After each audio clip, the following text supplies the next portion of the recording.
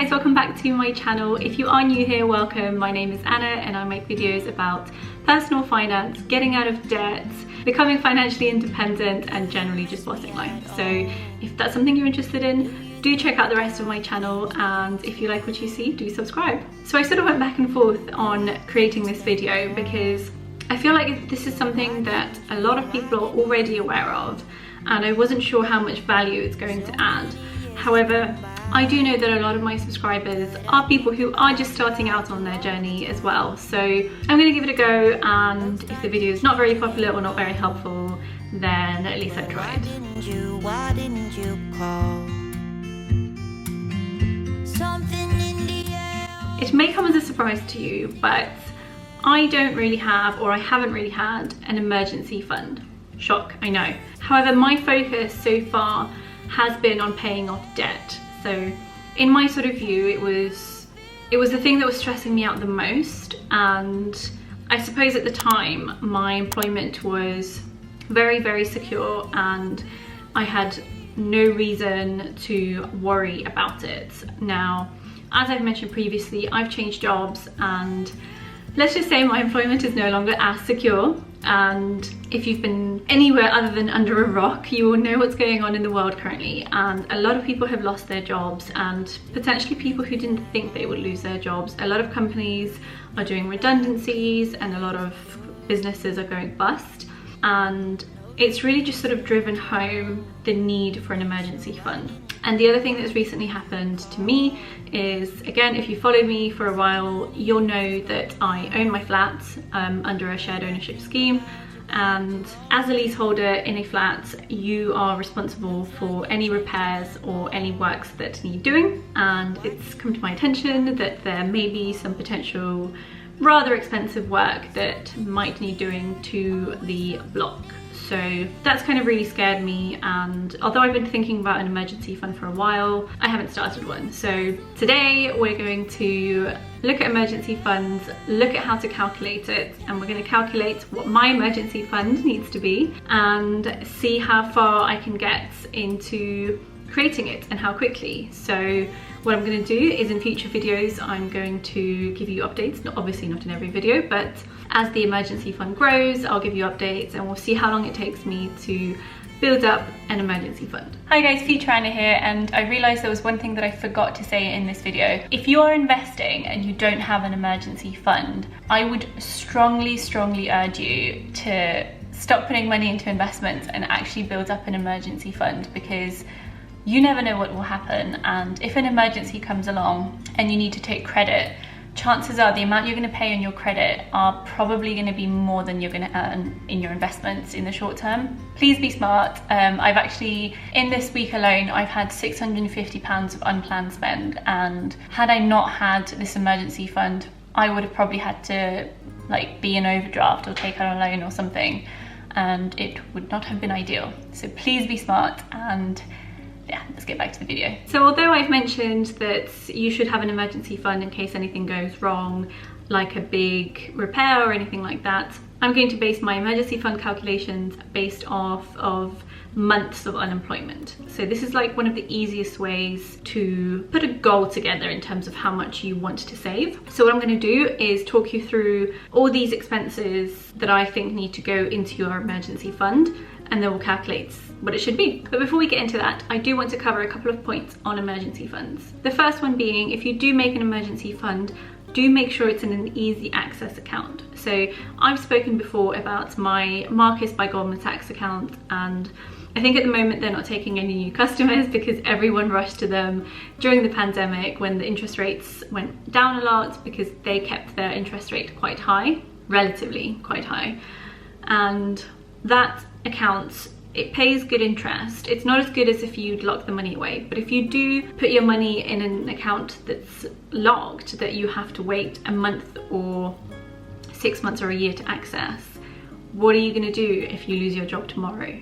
So as much as I would like to have all my money invested, I can't do that. So in terms of adding to your emergency fund, try to do things like selling items you don't need, you know, all those extra bits of hustling that we've talked about before. Even if it means taking on an extra part-time job, if you can, you know, it might be a few months of hell of not having a social life, of like working so many hours, but at least then you'll have that cushion to fall back on. The other thing I'm going to start doing is where I've got a certain budget set for an item in a certain month. So as an example, £200 a month for food.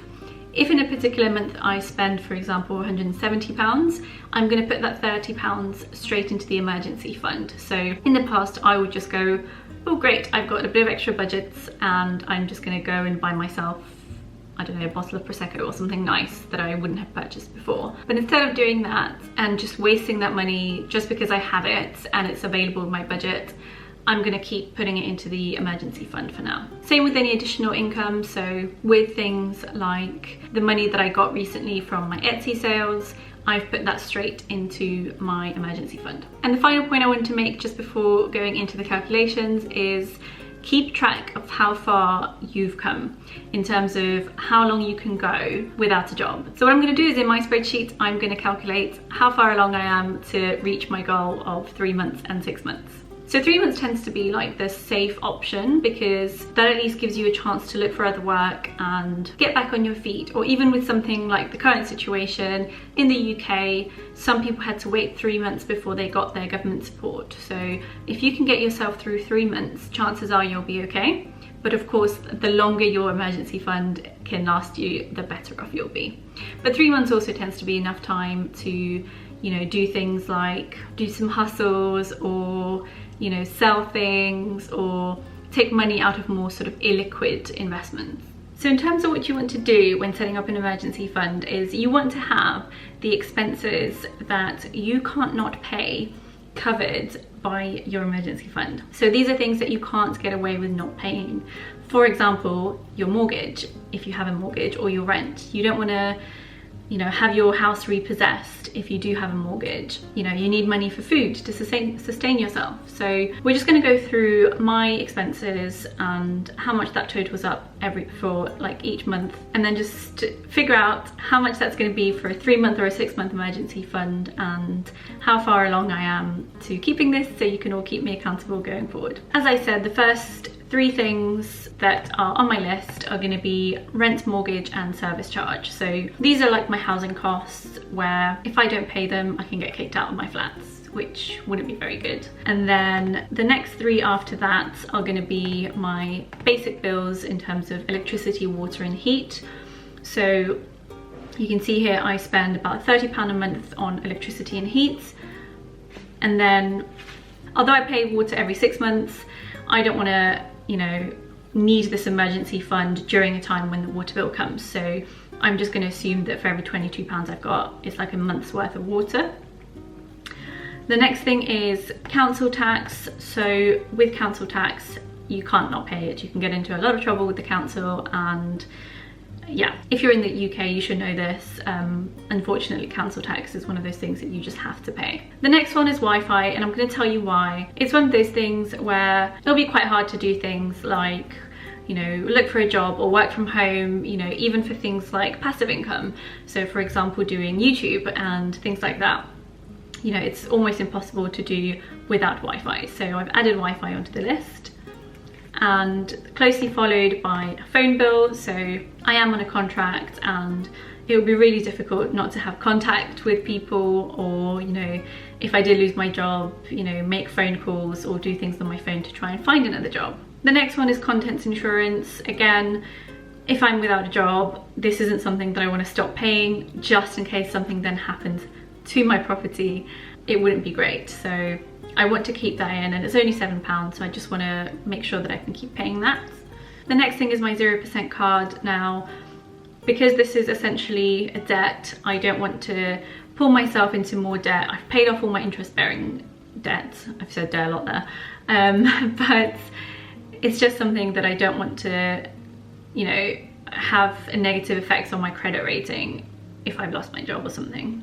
And the final thing on here is food. Now I've put down £100 a month. This is a lot less than I normally would spend. However, it's not impossible to get by on this amount. If you are, you know, jobless and you're having to really scrape by whilst you're looking for a new job, the whole point of the emergency fund is to help you get through that time and not have to take on any debt. So you know, if you're in that situation of not having a job and you're having to eat beans on toast, that's fine. Like, you don't have to be eating lavish things and buying Prosecco every week and stuff. So that's essentially what my emergency fund is going to aim to cover. So in total, what this comes up to in terms of monthly cost is £1,500 a month, which I don't know how I feel about that. Like, part of me thinks that's a lot and part of me thinks it's not.